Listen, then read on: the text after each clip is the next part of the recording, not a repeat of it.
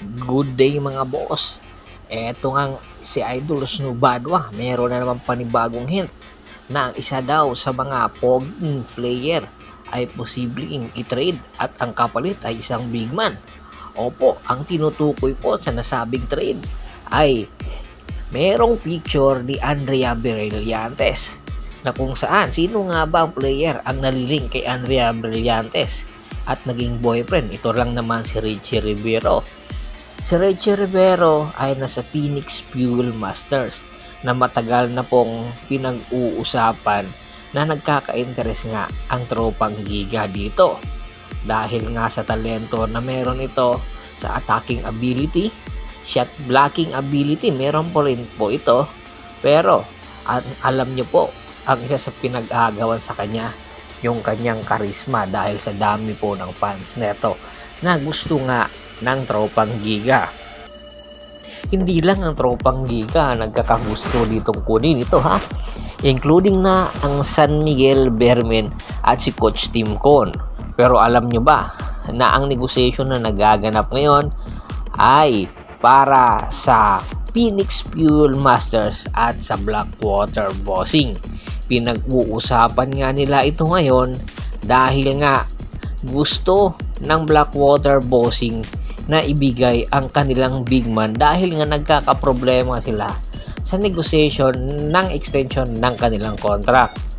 At syempre, dahil nga sa paparating na linggo, ang draft ay number 3 pick ang Blackwater, syempre, mas minabuti nila na hindi na papakinabangan ang kanilang big man, ititrade na lang ito at kumuha na lang sa paparating na PBA draft ng bagong big man na mas mataas pa ang value. Kaya naman ibinibigay na nga nila itong big man kapalit nitong si Richie Rivero. At ang target din ng Blackwater, rather ng Phoenix Fuel Masters na kung saan sa kanilang number 2 pick ay isang big man. Kaya hindi na magkakaproblema itong Phoenix dahil nga magbibigay ng big man itong Blackwater Bossing.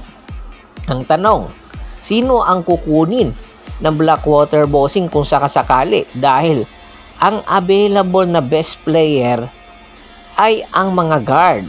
So kung ibibigay ng Phoenix yung guard nila, siyempre maghahanap sila ng panibagong guard na mas mataas pa ang kalidad kisa kay Richie Rivero.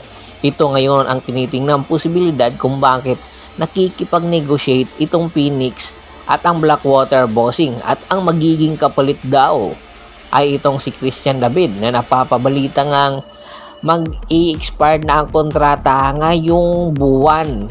So sa September 1 mag-i-expire na ang kanyang kontrata at dapat na magpirma or pumirma itong si Christian David ng extension contract bago mag-expire ang isang buwan niyang palugit, dahil kung hindi, posible ay malilipat at malalagay siya sa free agent market. Kaya ngayon pa lang ay itong Blackwater Bossing ay ninegotiate na bago daw matapos or magsimula ang PBA Annual Rookie Draft ay plansado na ang nasabing trade negotiation na nagaganap ha. Take note ha, hindi lang ang Blackwater at ang Phoenix ang nakikipag-negotiate sa dalawang player na ito.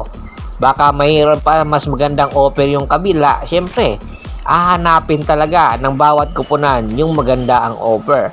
Pero ngayon, ito yung matunog na pangalan, Christian David at Richie Rivero. Kaya naman ito si Christian David, including na sa na nagkaka-interest dito, ay itong si Coach Yao na dapat noon draft kukunin ito. Kanya lang hindi umabot sa kanya.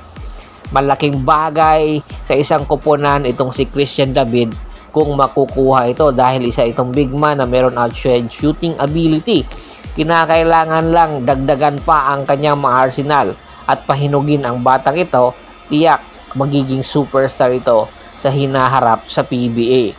Kaya ang nasabing negotiation na nagaganap between Phoenix at ang Blackwater Bossing kung sakasakaling matuloy, it's a win-win situation sa bawat kupunan dahil bawat player ay mapapakinabangan At syempre, itong si Christian David, mapapakinabangan talaga ito ng Phoenix Fuel Masters na po pwede nilang itandem kay Kai Balungay at magkakaroon ng bagong batang-batang first 5 itong Phoenix Fuel Masters, di ba? Bago pa man natin tapusin ang ating kwentuhan, shout out muna tayo sa ating mga solid na followers na laging sumusuporta nga sa atin.